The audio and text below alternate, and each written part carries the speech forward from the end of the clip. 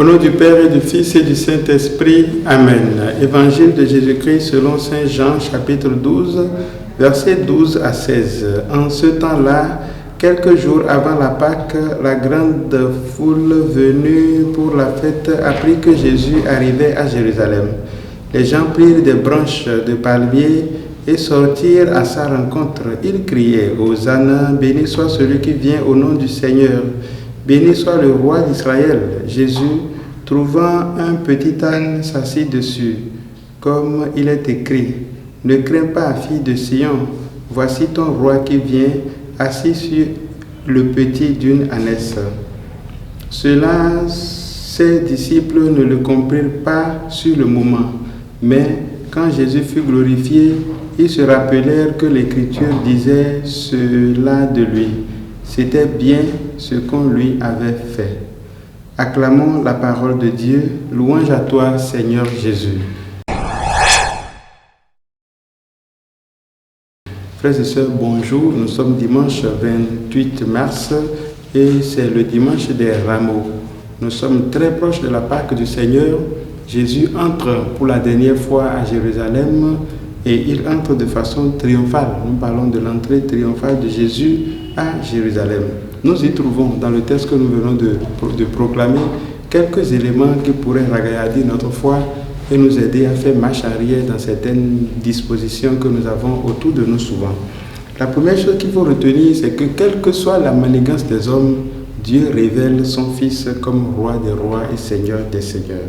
C'est important et c'est le jour où nous devons proclamer haut et fort que Jésus, il est notre roi, il est notre Seigneur. Il a dit que celui qui se prononce pour lui sur cette terre, lui se prononcera à son tour pour ce dernier devant son Père. Profitons donc de l'occasion de ce jour pour prononcer le nom de Jésus avec foi, qu'il est notre roi, il est notre Seigneur, l'unique qui est venu donner sa vie pour nous sauver. C'est cela la première chose que nous célébrons aujourd'hui. Dieu qui donne son Fils pour nous sauver, son Fils qui est notre roi. La Pâque approche et les foules sont à Jérusalem. Ces foules-là remarquent que Jésus entrait et prennent toutes les dispositions pour que Jésus puisse entrer comme le véritable roi. Ça s'est passé très bien, mais nous tous nous savons ce qui attend Jésus dans Jérusalem. La question qu'on se pose, c'est est-ce que la foule qui est ici est différente de celle qui sera réunie bientôt pour proclamer sa mort, pour déclarer qu'on le tue? Est-ce que parfois nous ne sommes pas comme ça, changeant d'un bout à l'autre, un peu comme ce que nous reprochons aux politiciens?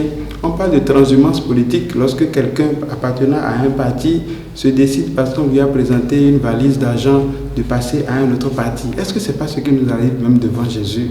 Nous crions, Jésus est notre sauveur. Et dès que la première épreuve s'applique, nous disons, bon Jésus, toi tu peux attendre ici, je vais gérer autrement d'abord. Ou bien nous proclamons, Jésus, il est notre roi. Mais dès lors que la maladie arrive, on dit, bon Jésus, tu es roi, mais tu m'attends, je vais visiter le marabout qui est ici, ainsi de suite.